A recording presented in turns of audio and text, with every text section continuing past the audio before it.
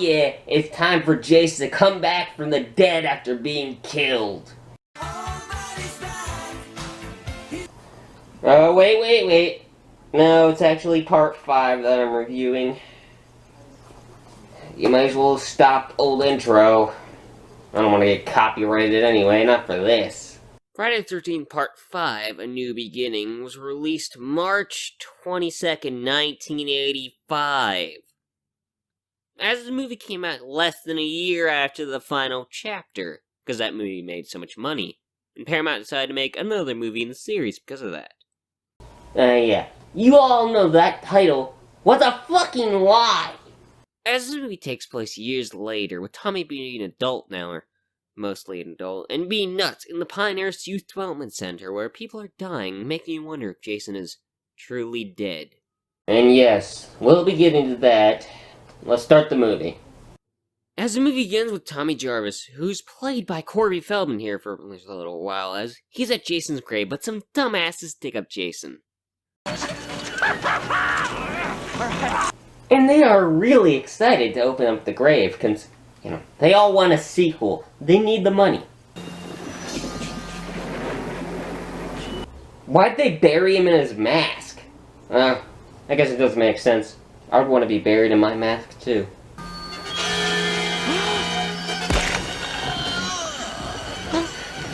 And with a machete? Damn, even Jason knew this title's a fucking lie. As now that those two dumbasses are dead, Jason goes to kill Tommy, who cannot move.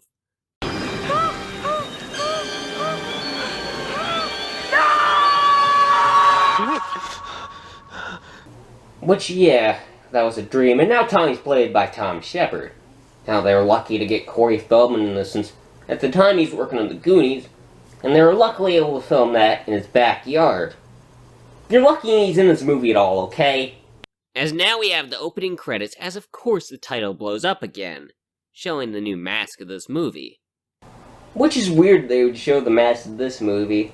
I mean, personally, I probably would have showed the mask on the VHS cover. This is mainly so the ending is less obvious. Whatever though, I really don't care. As Tommy gets to Pinehurst, Pam here to introduce herself to Tommy.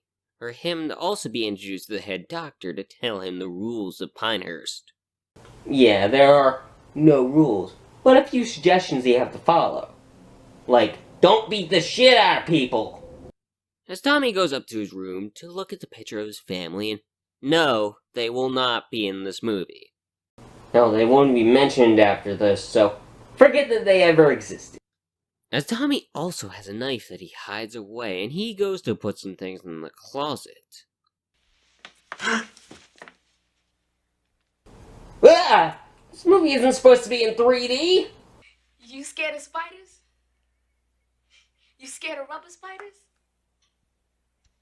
You scared of rubber spiders on strings?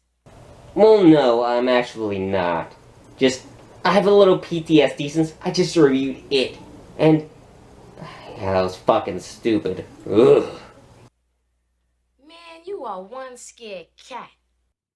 As this is Reggie, but he introduced himself for me, so I don't need to introduce him myself.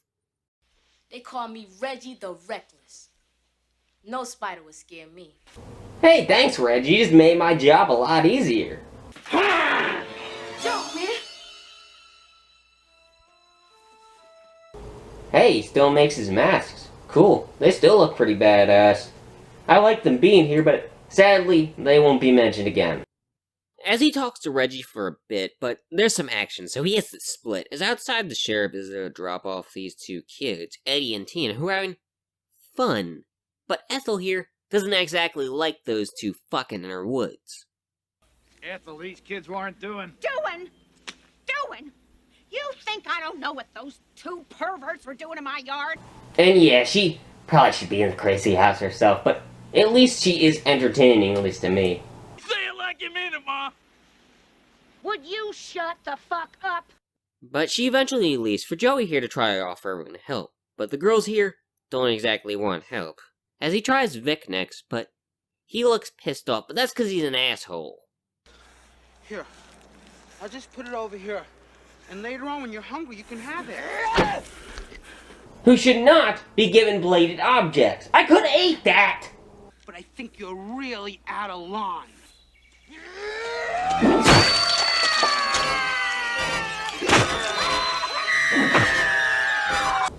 Oh, and he killed Joey too. I guess that's sad. I mean, he seemed like a nice kid, but still more sad about the chocolate bar. As Vic is arrested for the brutal act of chocolate homicide, as he'll also never be seen again, trust me, I'll get to that later. As is a paramedic there, Roy, who sees Joey's body as he looks disgusted.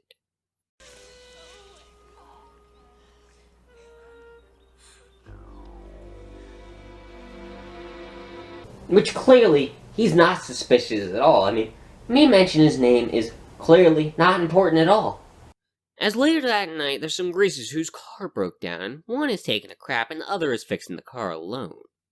Or not alone anymore.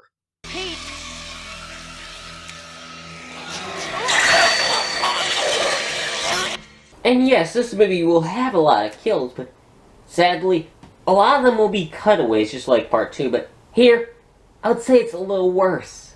As the other greaser goes to the car, nothing suspicious, of course, there, as the car does eventually fix itself. Woo! All right, and we're off. Let's go!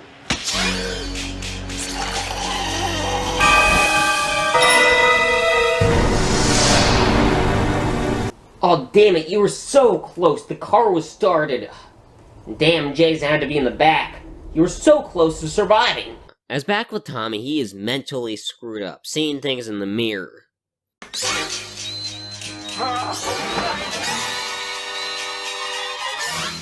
Yeah, enjoy this while you can. He's not exactly real. But I will say that I do enjoy that mentally Tommy is fucked up, and I actually really do like these scenes. As downstairs, everyone is getting ready for breakfast, as Reggie gets everyone down there. Yo, breakfast! Come and get it! I could have done that. Hell, even I could have done that. Breakfast! As everyone's sad and pissed off that Violet set too many plates for the table. Don't think Victor and Joey will be joining us this morning, Violet. Or any other morning. Reggie. What's wrong about that? And I would say it's just as fucked up as your joke, but well, I guess it does make sense why you'd be pissed off, since he did screw up his joke. I'd be pissed off too. But Tommy needs to get Eddie, but Eddie is a dumbass and is already down there.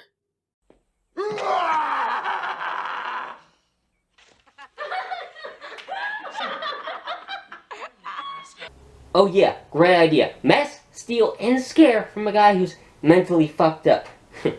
Let's see how this ends. Relax, Chief. What's wrong? No sense of humor? Can't you take a joke? Yep, that's what I thought. Okay, whatever. We go to the crime scene and something seems off. What the hell's going on here? You talking to me, Sheriff? Huh? Oh, I thought you was talking to me. Huh, he's awfully suspicious. It's like he is the killer.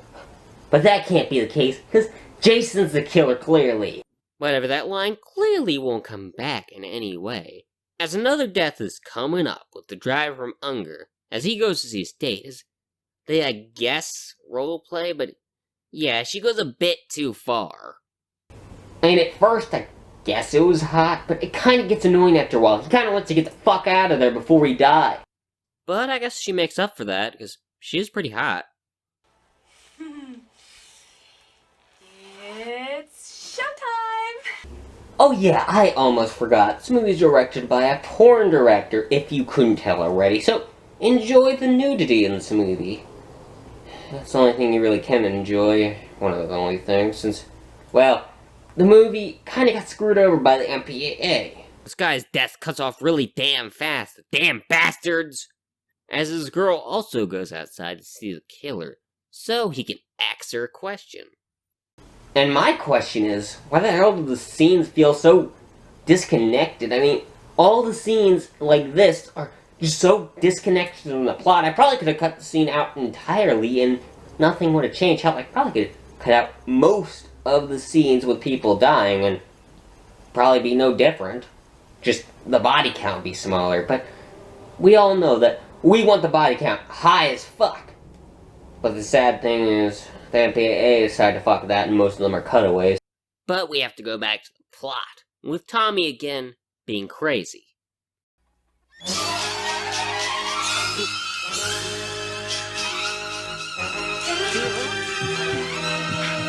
Whatever though, we gotta go to the sheriff telling the mayor that the killer is Jason Voorhees, but the mayor's a liar as he says this. You're out of your fucking mind. You've been out in the sun too long. Jason Voorhees is dead. His body was cremated. He's nothing but a handful of ash. And remember that for part 6, since it isn't true. As the mayor still thinks that he is dead, telling the sheriff to find the damn killer. But it shouldn't be too hard to find him, since there's some teens there fucking, so he should be there.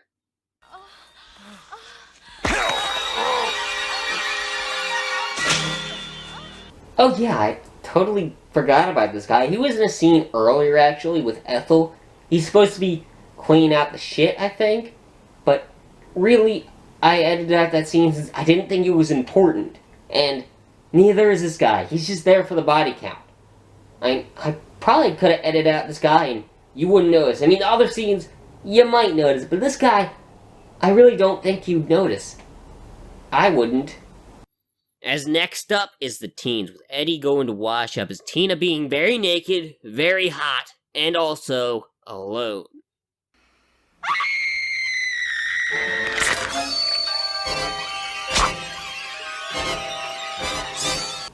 Huh.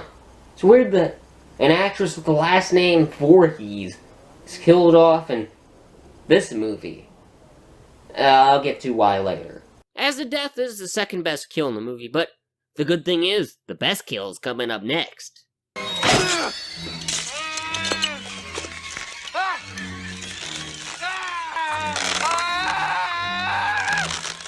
Ow! Damn, that looks like it hurt like a bitch. I mean, most of it is off screen, but it's kind of better that way since you gotta use your imagination for it.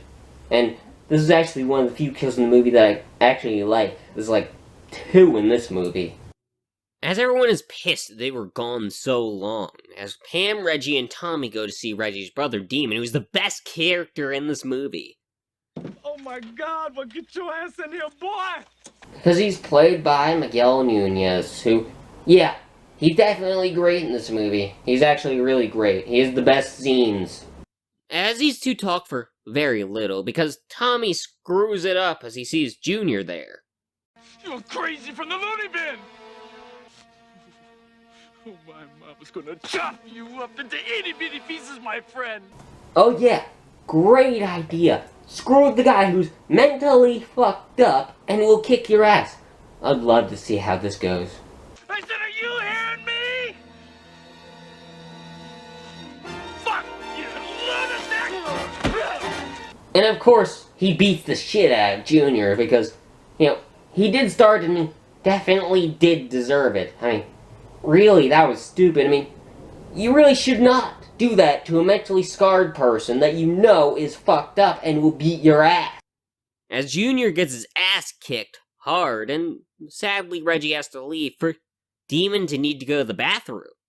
Oh, Hey, you okay? oh, some damn enchiladas! Yeah, I'm not sure how, but that's the best line in this movie. I'm not sure if that's sad or not. I mean, now, even if this was a good movie, it'd probably be still the best line. Oh. As Demon goes in there to take a shit, but someone is out there. But it's just his girlfriend as they sing together in the crapper. Hey, baby. Ooh, baby, ooh, baby, ooh, baby. Wow, you really have to have a close relationship to be able to sing together with one of you twos on the crapper. Ooh, baby, ooh, baby, ooh, baby. But the singing eventually stops and the rocking starts again, so Demon looks outside.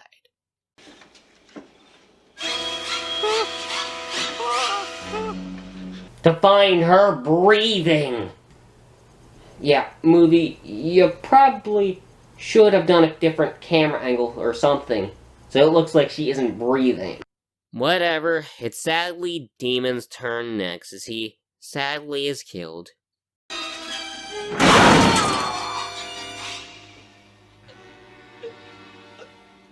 Damn it. Goodbye, best character in the movie. You really were the best character in the movie. It sucks that you had to die in an outhouse, but at least you had good gore. I hope you were able to wipe your ass before you died, at least. As sadly, we have to go back to the plot, with Matt and George being gone, as Pam goes to look for everyone, leaving everyone else alone. As Junior is really pissed off, but don't worry, he'll be fine in just a minute.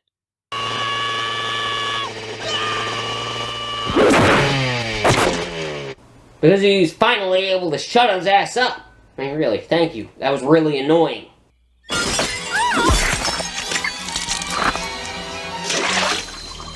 Oh my god, this is slop. What the fuck did I put in this?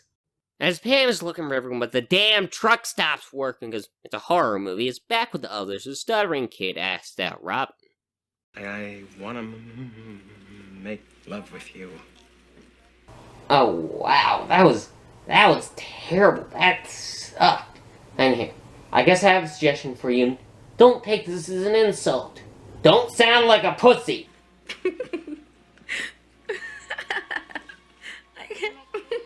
But I mean, she is kind of a bitch for having that reaction and laughing at him. I mean, to be honest though, I'd probably have that reaction too. As he also tries Violet, but yeah, she doesn't even hear him, and she also doesn't hear this.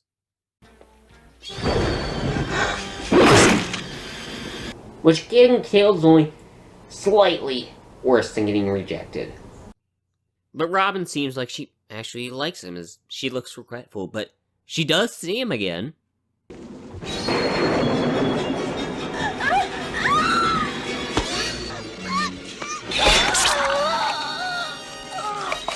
And again, you have a kill similar to Kevin Bacon's from the original. But, yeah, the gore doesn't look great in this movie, and the MPAA didn't help by censoring it. And now everyone is dead. The last scene in the house is Violet. With, yeah, the best scene in this movie is Jason sneaks up to her.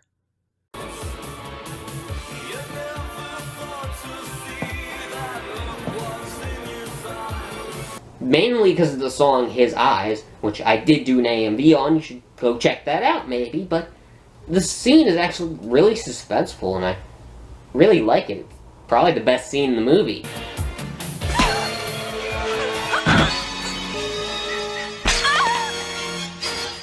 But the payoff isn't very good. I mean, clearly that was a pillow.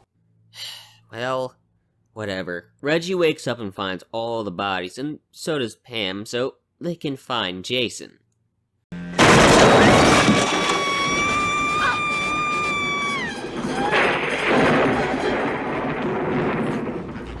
Which instead of red chevrons like the previous movies, is blue chevrons on the sides only, not one on the top.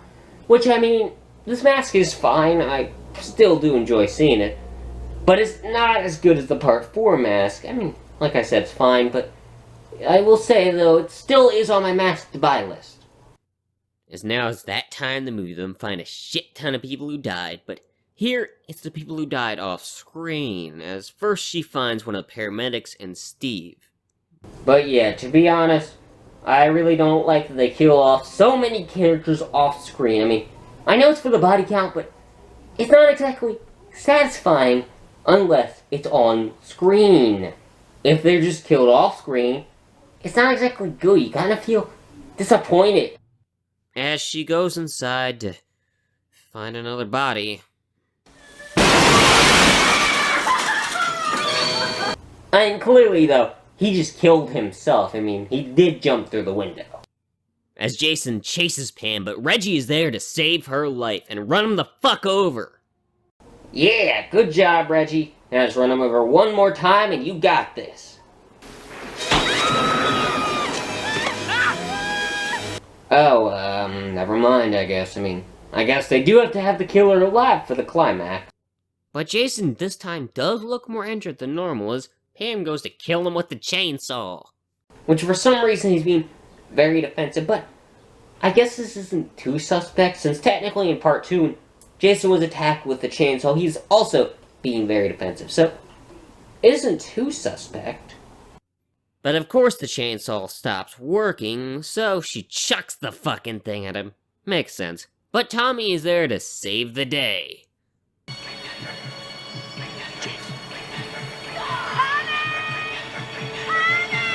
Or just stand there being an idiot. I mean, it makes sense, I guess. I mean, you know, he probably thinks it's another vision, which makes sense. But, Tommy, look at the blue chevrons. You gotta think something's up.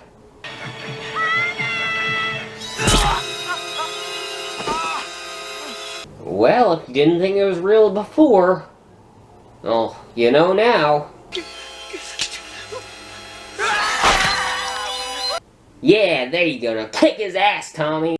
But Tommy's kind of fucked up as when he goes up the ladder, he passes out. As they are able to knock Jason out the barn, where there are spikes, but of course, he isn't dead.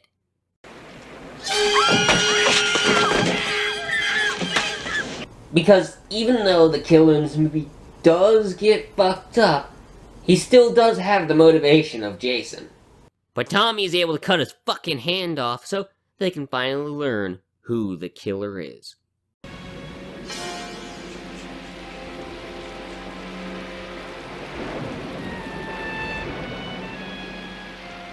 And yeah, it's Roy. It was kinda obvious, and I do understand why people were pissed off at this. Mainly because, you know, they love Jason. Yeah, this ending is kinda gonna need some explaining. The kid who was axed to death at the woodpile was Roy's son. I guess when he was called to the scene and he saw that it was his own Joey all hacked to pieces. Okay, a few questions.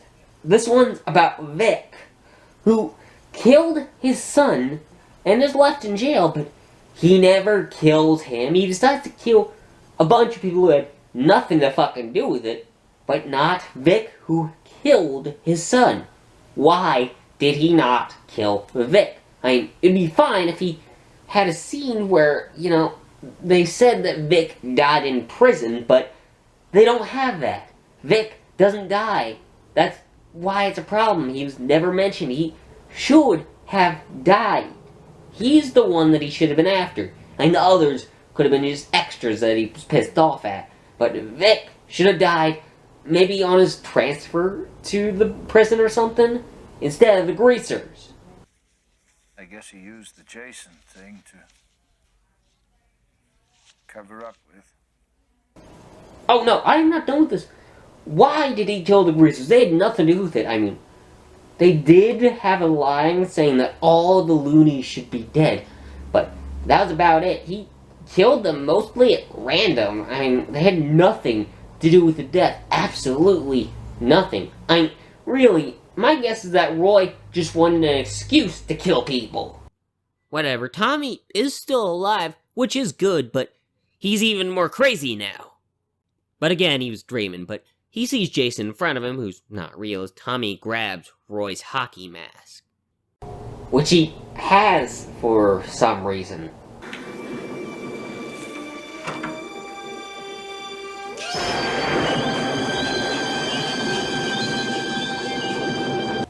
And he kills Pam and becomes the new killer for about a minute. Yeah, he doesn't become the killer for long since they retcon this in part 6. Well, I mean, in the Tommy tapes, if you listen to them, they say that it's a dream, but they didn't talk about this until the Tommy tapes came out. So, yeah, you had to wait a long time until you realized that he actually didn't kill Pam. And they kind of just forgot about this in part 6. But, whatever, that was the new beginning, and it is okay. I did still enjoy it, but it had a lot of issues. I mean, I don't think it's terrible, though, but it has a lot of issues. I think it's mainly with the gore not looking very good. Most of the kills being cutaways or being off-screen. I mean, I love the suspense of Violet's death. I mean, it's awesome, but her death itself was shit. I mean, seriously, that was a fucking pillow. And it has some few enjoyable characters. I mean, there's only a few, mainly Tommy, Ethel, and Demon, and I would say Pam and Reggie as well. I really like how Tommy sees Jason throughout the movie, and I like how psychologically Jason fucked him up. But Tommy isn't in the movie very much. Most of the running time is spent with scenes that are barely related to the plot. Hell, like I said, I probably could have cut them all out and you would have noticed.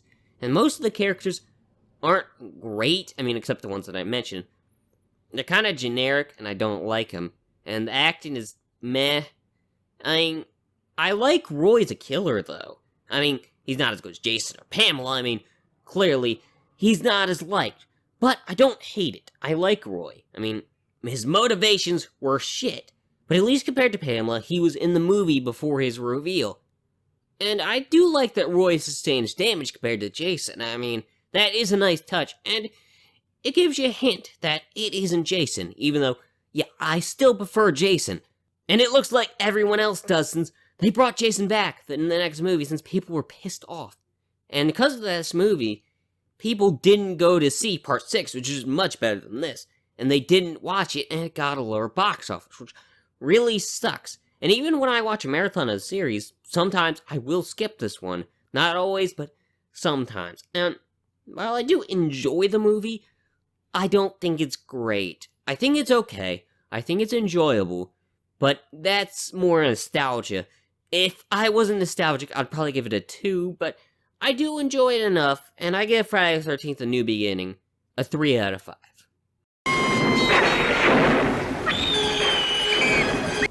Oh yeah, that's right, I almost completely forgot about Reggie's scream.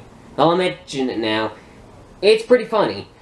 But, whatever, I have to go. I don't feel like watching this movie anymore. I want to watch Part 6.